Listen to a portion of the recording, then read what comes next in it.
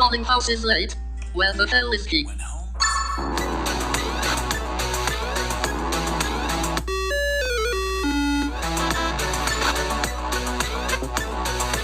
Today is a good day.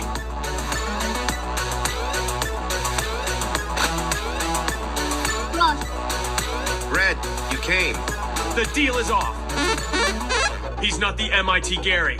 That's his evil twin brother. Look at his skin, David. He's transforming. Get away from him. He's a lizard man, David. He's a lizard man. I can't believe it. Oh my God, Brad. That's not Gary Gensler. Get away from him right now. Flip the switch. I'm trying. Do it now.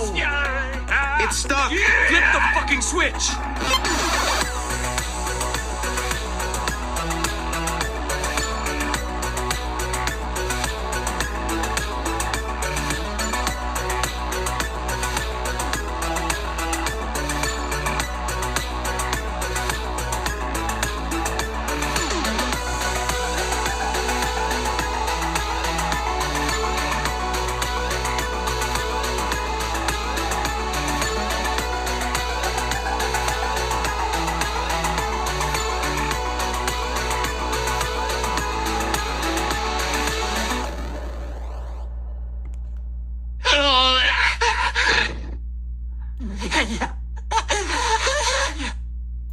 Welcome back, everybody.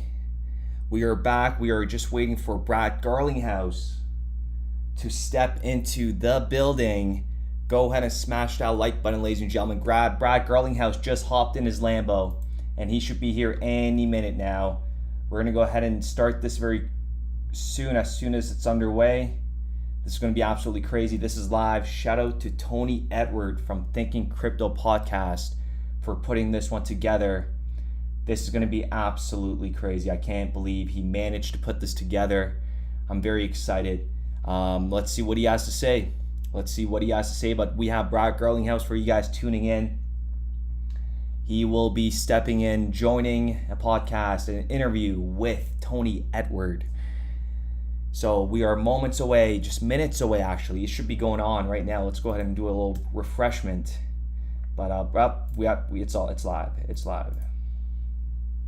A lot of things that unfolded very quickly, and I think as we all knew, we none of us had any notice. You know, I didn't have a heads up. Actually, one of my good friends from college texted me a group chat saying, "Decisions out?" ? And I was like, "Wait, what?"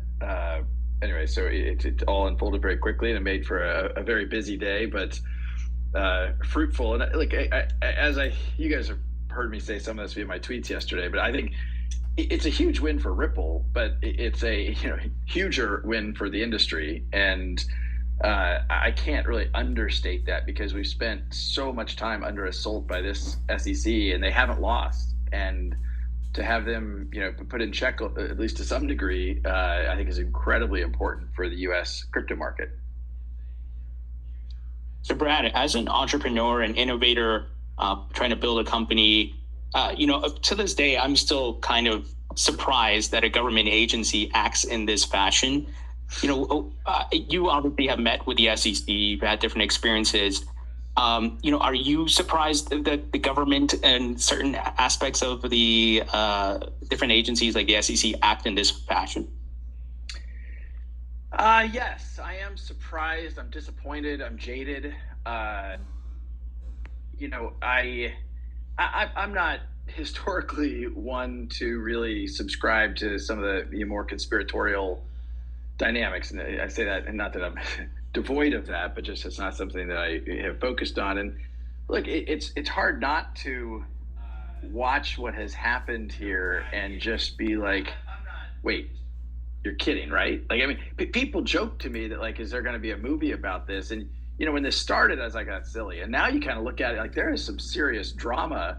And you expect your government to work for you. You expect your government to act in good faith, if you will. And I'm sure, many that are on listening, you're seeing the SEC statement that came out yesterday effectively claiming a win. It's just like, I didn't know that Washington D.C. had legalized hallucinogenics. Like that is really something. They had a very different reaction than the stock market, with Coinbase up 25%. The crypto market overall, I think, was up 7%. Like what? I just, to your core point of like, I expect more from government. The good news is some of our officials are starting to lean in and pay attention to this. And I think that's refreshing, and that's how our democracy is supposed to work. Hopefully that is going to apply to, what is an unelected bureaucrat, and this case will certainly, I think, go far towards that. For sure. So, Brad, with a victory for Ripple and clarity of XRP not being a security, what does this mean for the future of both the company Ripple as well as XRP and adoption? Before this lawsuit started,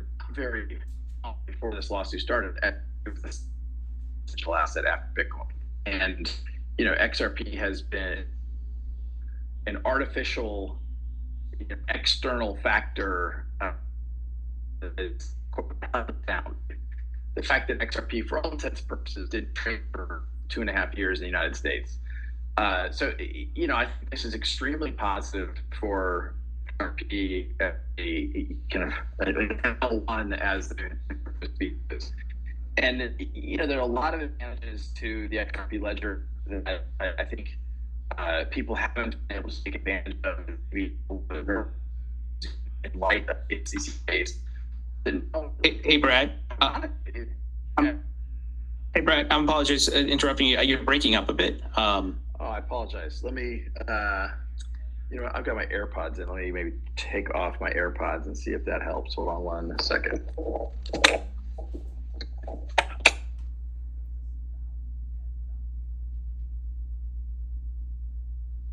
All right, can you guys hear me now?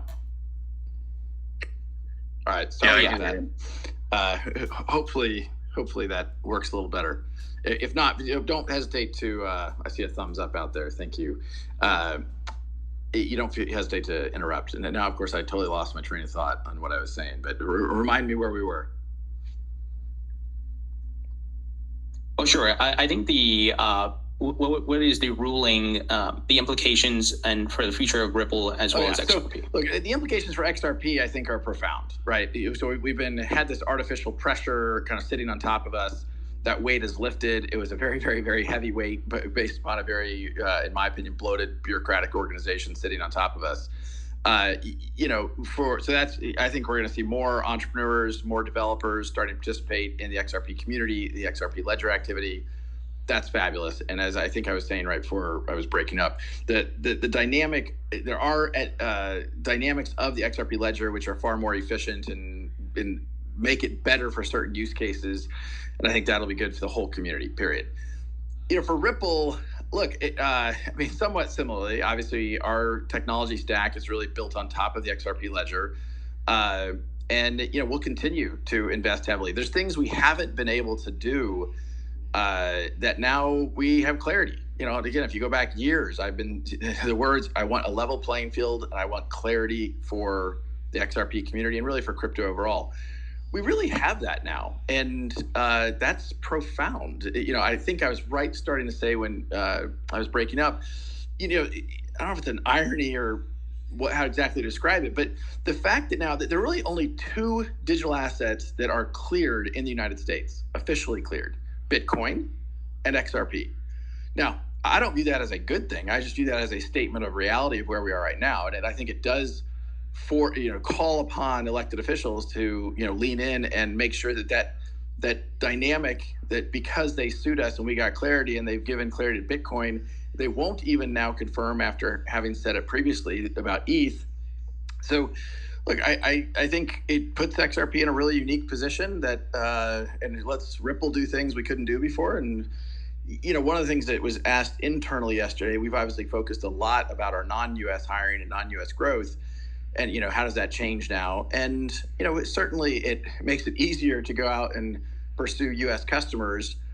But in the current administration, I mean that the SEC and beyond, it's still a pretty hostile environment here in the United States towards crypto at large. And even with this, it's super unfortunate. Hopefully this is a sea change, but we shall see. So, Brad, do you think that this ruling can be overturned in any way? Do you think that the SEC can appeal? Like, I know a lot of things that came out of Judge Torres, the SEC immediately had responses for. So, do you think this can be overturned in any way? Well, I mean, look, the SEC may or may not appeal. I don't know. There's arguments to say they absolutely will because they lost on a lot of their key points that they feel very strongly about. On the other hand, as you go up the judicial ladder, up the appellate structure, courts have already ruled against kind of what I'll just generically call agency overreach. And so the more they appeal, the higher it goes, the more, assuming we continue to win, the more it becomes, the implications are more substantial. They're already pretty substantial. But the other thing I would say is, look, if they were to choose to appeal, that is going to take a very long time. The law of the land as of yesterday is crystal clear. XRP is not a security. And, you're obviously seeing the U.S. exchanges, Gemini, Bitstamp, Coinbase, everybody now has, I don't know if everybody has already, but they've announced their intention to, I believe. So I think that the SEC may choose to do that. Hard to predict. I think there's risk if they do. But even if they do, that is going to take years. And for the years during that time, it's the law of the land is XRP is not a security. And can the industry now use the Ripple defense for their cases that the SEC pursues? I mean, the short answer is 100% for sure. We already were seeing that in some of the cases, certainly the Coinbase filing. You were seeing specific and generic references to some of the arguments we had made. And look, I take no. We don't own that, right? We really were fighting not just for Ripple, but for the whole industry. I mean, again, the SEC happened to sue me personally also, so we're fighting for me, and Chris Larson. But I'm thrilled that we're seeing some of the knowledge and experience leveraged in other cases. And I will remind people, this is really the first time the SEC has lost, but it's also the first time the SEC couldn't just bully the victim. They were stealing people's lunch money, and we had the fortitude, we had the courage and willingness to really invest the money to fight. And I think it's incredibly important to the industry. And now there is a little bit of a blueprint that others can use. So, Brad, with this victory and clarity, does this open the pathway for Ripple to do an IPO in the near term? Tony, it's a really fair and good question. You have followed the company and some of my comments closely. It was at Davos 2020 that I said Ripple wouldn't be the first company to go public in the U.S. in the crypto space, but also not the last. A lot has changed since I said that. Look, I think from my point of view, we have been focused on building shareholder value, whether public or private. We have been thinking about shareholder liquidity for our employees, for our investors. And we're certainly going to look into different options in that regard. But look, let's face it, even with this decision, the U.S. SEC is hostile towards crypto. So, the SEC has to approve an S1 to go public. They approved Coinbase's S1 and then sued them.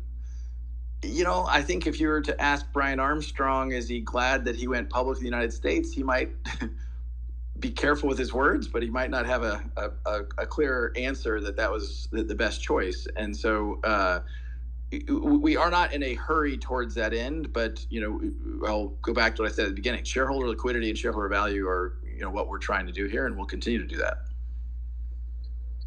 Yeah, that's a great point. I know there's still a lot of headwinds out there with the SEC and other government agencies.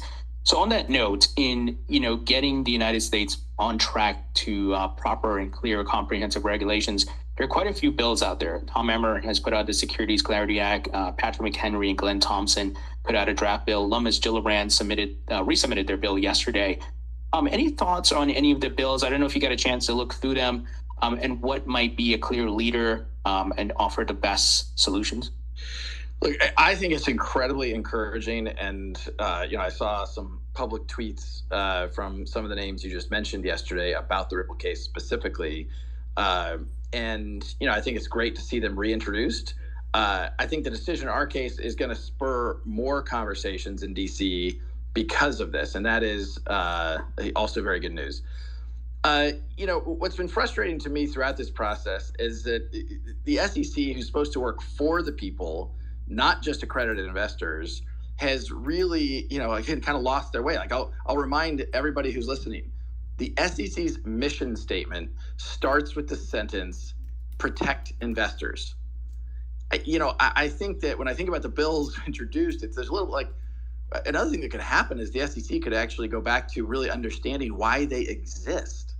In this particular case, you had the exact investors they purport to protect trying to sue them. I mean, by the way, huge shout out to John Deaton.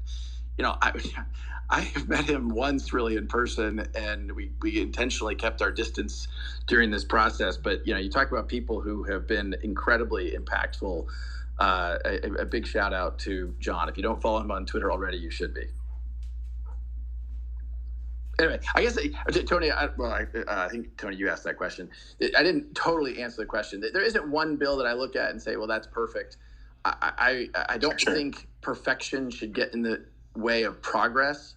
The fact that the European Union with 27 countries is ahead of the United States, which is one country, in creating a framework, which, again, MiCA, which is the framework that's been introduced in the European Union, it's not perfect, but it's a lot better than where we are here in the United States, where you have an SEC that's completely out of control and suing people as a tool towards regulatory clarity. And one of my favorite tweets that I put out there was this idea that ambiguity masquerades as power. The more confusion the SEC sows in this system, the more power they think they have. And that is, back to one of your earlier questions, like that is not what the government is supposed to be doing, period. Yeah, and I agree with that 100%. I mean, just what you were talking about, my work, all right, is crypto based, and I make revenue and I pay the government with the money that I make from crypto. And now, they hire these rogue agencies that are attacking the same companies that I'm trying to make a business in, and it's just really harmful to everyone. And not to mention just failing to understand how the technology works completely, and just assuming bad actors right from the get-go, which there are bad actors, right? So there is a need. What are your thoughts on like an SRO for crypto assets at large? Well, I'm going to comment a little bit on your introductory thoughts there. I agree, kind of what it's amazing to me that you have other countries literally reaching out and soliciting entrepreneurs and soliciting the companies like Ripple to come to their jurisdiction, and the tax dollars and the Ripple now stands at 900 employees, and we intentionally are trying to not hire as much in the United States these days. Maybe that'll change a little bit now. But look, a self-regulatory entity, I think,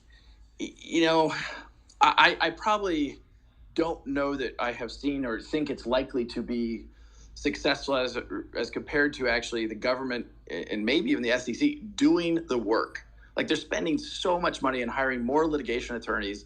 Just do the work. Like, as you already pointed out, but most of the people I know in crypto are good actors who want to play by the rules. But we need to know clearly what the rules are. Now, we now have that for XRP, and that is just a hero's, like, it gives me a slightly euphoric reaction to even say that out loud to this group. It's awesome. It came at an extremely high price, and that's not how this should work. Yeah, I absolutely agree, especially for smaller decentralized projects that don't have, they don't have a huge amount of capital in order to fight the SEC back. It's really troublesome if you look at the entire industry at large. XRP now has clarity. Was there anything else in the court documents that will put up barriers for Ripple the business and how they use XRP? When the case started, we obviously made a point of focusing on non-U.S. customers and non-U.S. activity, to be outside of the SEC. That continues. There are things that I think we are still processing and figuring out in the context of the judge's ruling about institutional sales. The good news is, in many ways, the case was more positive and giving us more degrees of freedom than we had fully expected.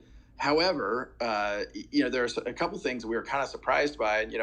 It seems like the ruling does more to protect the institutional investor, purportedly, who is a group of, I'm not sure the hedge funds needed a lot of extra protection. These are all accredited investors who have a lot of knowledge and resources to do that work. But look, it's been less than 24 hours, or maybe right around 24 hours now.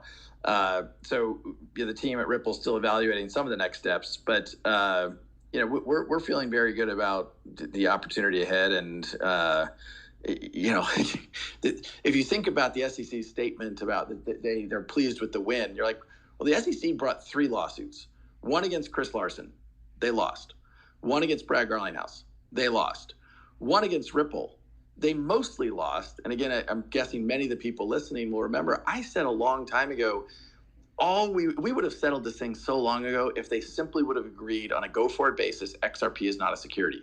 Guess what? We got that now. And again, we had to fight a long, hard battle, a lot of money, a lot of time, and frankly, a lot of stress. But I really just could not be more pleased with how this played out. So, Brad, with the victory and this news certainly making the news cycle, in addition to big players like BlackRock entering the market, Charles Schwab, Fidelity, and Citadel launched a crypto exchange. And with the backdrop of the EU and the UK also passing regulations, like you said, though, it's not perfect, but at least they're moving forward.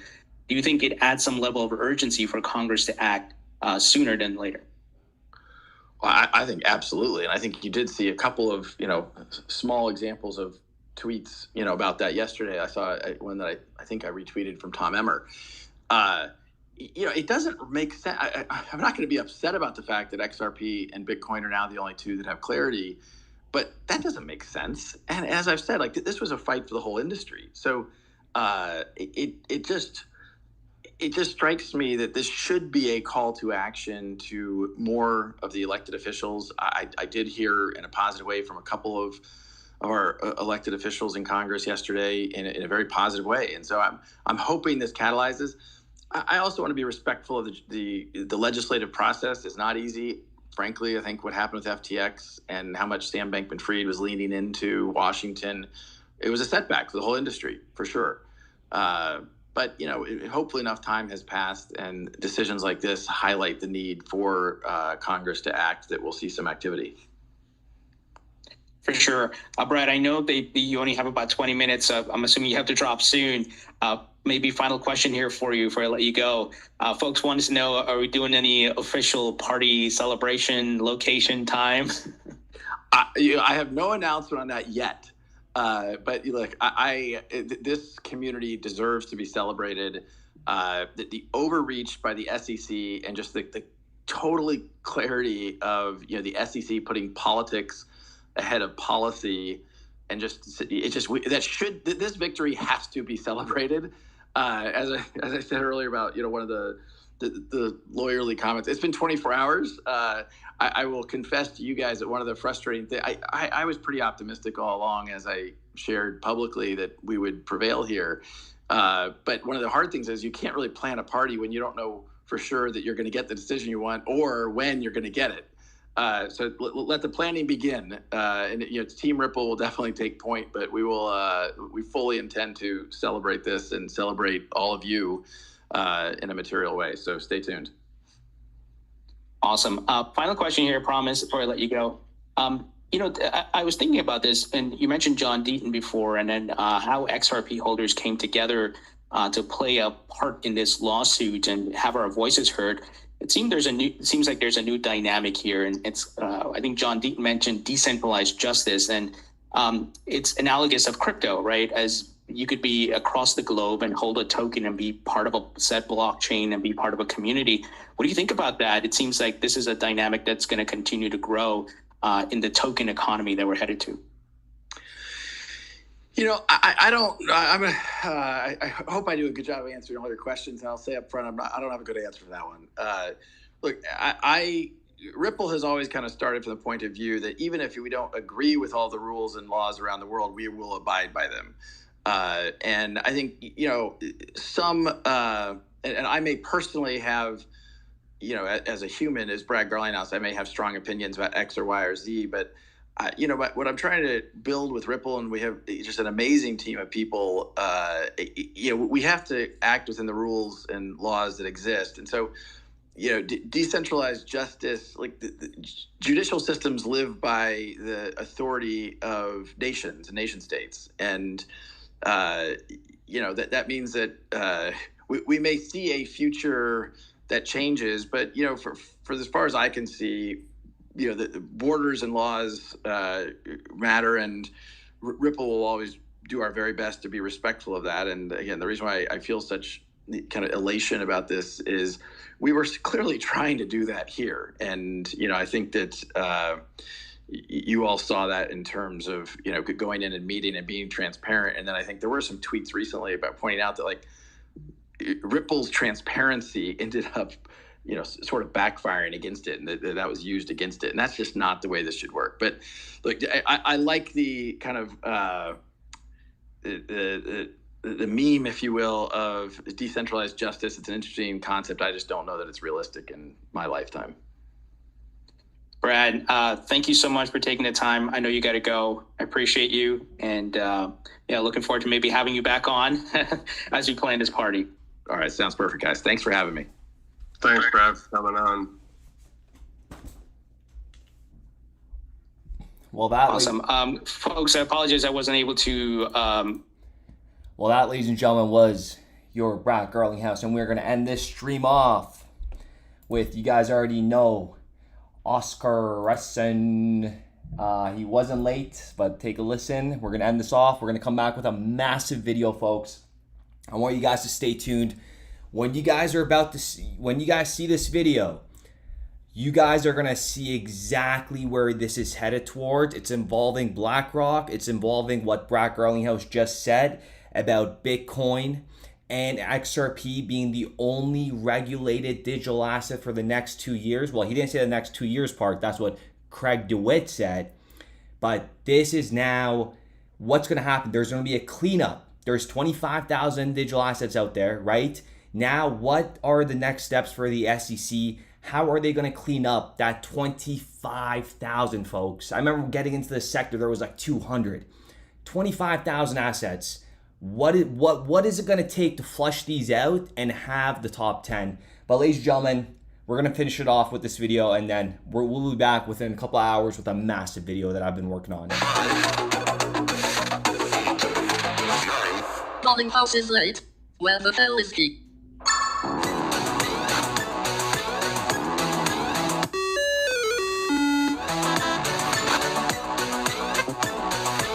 Today is a good day.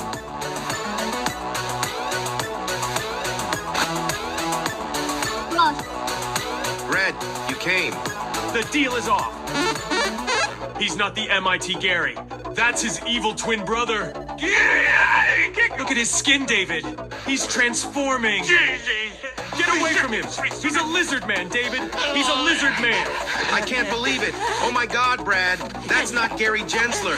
Get away from him right now. Flip the switch. I'm trying. Do it now. It's stuck. Flip the fucking switch.